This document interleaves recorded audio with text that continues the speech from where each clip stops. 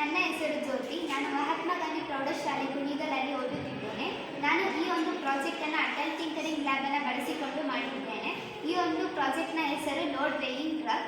ನಾನು ಈ ಒಂದು ಪ್ರಾಜೆಕ್ಟ್ನ ಮಾಡುವುದಕ್ಕೆ LCD display, force pressure sensor, Arduino YONO, bread board ಹಾಗೂ LED ಬಲ್ಬ್, ಬಜರ್ ಅನ್ನು ಯೂಸ್ ಮಾಡಿಕೊಂಡು ಈ ಒಂದು ಪ್ರಾಜೆಕ್ಟ್ನ ಮಾಡಿದ್ದೇನೆ.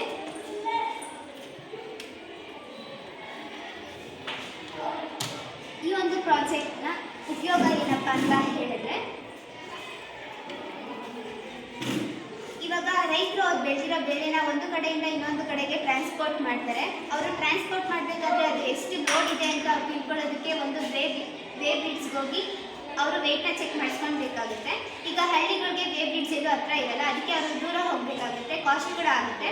ಇದರಿಂದ ಅವ್ರಿಗೆ ಕಾಸ್ಟ್ ಕೂಡ ಉಳಿಯುತ್ತೆ, ಹಾಗೆ ಟೈಮ್ ಕೂಡ ಉಳಿಯುತ್ತೆ.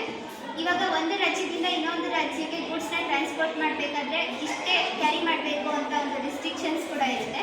ಆ ರಿಸ್ಟ್ರಿಕ್ಷನ್ಸ್ ಅವ್ರಿಗೆ ಗೊತ್ತಿರಲ್ಲ, ಹಾಗಾಗಿ ಅವ್ರಿಗೆ ಟ್ಯಾಕ್ಸ್ ಬೀಳುತ್ತೆ. ಆಗ ಅವರು ಟ್ಯಾಕ್ಸ್ ಕೂಡ ಕಟ್ಟಬೇಕಾಗುತ್ತೆ. ಇದರಲ್ಲಿ ಎಷ್ಟಿದೆ ಅಂತ ಅವ್ರಿಗೆ ಗೊತ್ತಾದರೆ ಡಿಸ್ಪ್ಲೇ ಆಗುತ್ತೆ, ಎಷ್ಟು ವೆಯ್ಟ್ ಇದೆ ಅಂತ. ಅದು ಡಿಸ್ಪ್ಲೇ ಆದಾಗ ಅವ್ರಿಗೆ ಗೊತ್ತಾಗುತ್ತೆ. ಓವರ್ಲೋಡ್ ಆಗಿದ್ದರೆ ಅವರು ಅದನ್ನ ಕಡಿಮೆ ಮಾಡ್ಕೋಬೋದು.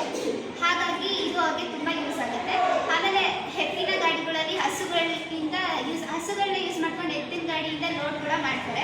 ಆಗ ಎತ್ತಿನ ಗಾಡಿಗೆ ಅಂದರೆ ಎತ್ತುಗಳಿಗೆ ತುಂಬ ವೆಯ್ಟ್ ಆಗೋದನ್ನ ಕೂಡ ನಾವು ತಪ್ಪಿಸ್ಬೋದು. ಅದಕ್ಕೂ ಕೂಡ ತೊಂದರೆ ಆಗುತ್ತೆ. ಅದಕ್ಕೆ ಎಷ್ಟು ಸಾಧ್ಯತೆ ಇದೆ ಅಷ್ಟು ಮಾತ್ರ ನಾವು ಲೋಡ್ ಮಾಡ್ಬೋದು. ಇದನ್ನ ನಾವು ಎತ್ತಿನ ಗಾಡಿ ಕೂಡ ಯೂಸ್ ಮಾಡ್ಬೋದು.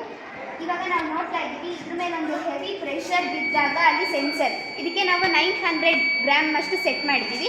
ಆ ಒಂದು ಇದಕ್ಕೆ ಎಷ್ಟು ರಿಸ್ಟ್ರಿಕ್ಷನ್ಸ್ ಇರುತ್ತೋ ನಾವು ಅಷ್ಟನ್ನ ಸೆಟ್ ಮಾಡ್ಕೋಬೋದು. ಇದರಲ್ಲಿ 900 ಇರೋದ್ರಿಂದ ಇಲ್ಲಿ 900ಕ್ಕಿಂತ ಪ್ರೆಷರ್ ಜಾಸ್ತಿ ಹೋದಾಗ ಇಲ್ಲಿ ಬಜರ್ ಸೆನ್ಸ್ ಆಗ್ತಿದೆ. ಇದೇ ರೀತಿ ಗಾಡಿಗಳಲ್ಲೂ ಕೂಡ ಓವರ್ ಸೆನ್ಸ್ ಆದಾಗ, ಇವಾಗ ಓವರ್ ಲೋಡ್ ಆದಾಗ ಈ ಒಂದು ಬಜರಿಂದ ಸೆನ್ಸ್ ಆದಾಗ ಅವ್ರಿಗೆ ಗೊತ್ತಾಗುತ್ತೆ.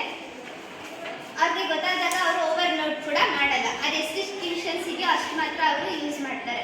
ಅದರಿಂದ ಇದು ರೈತರಿಗೂ ಯೂಸ್ ಇದೆ, ಹಾಗೆ ಗೂಡ್ಸ್ನ ಒಂದು ಕಡೆಯಿಂದ ಇನ್ನೊಂದು ಕಡೆ ಟ್ರಾನ್ಸ್ಪೋರ್ಟ್ ಮಾಡಬೇಕಾದ್ರೂ ಯೂಸ್ ಆಗುತ್ತೆ ಅಂತ ಹೇಳ್ಬೋದು. Thank you.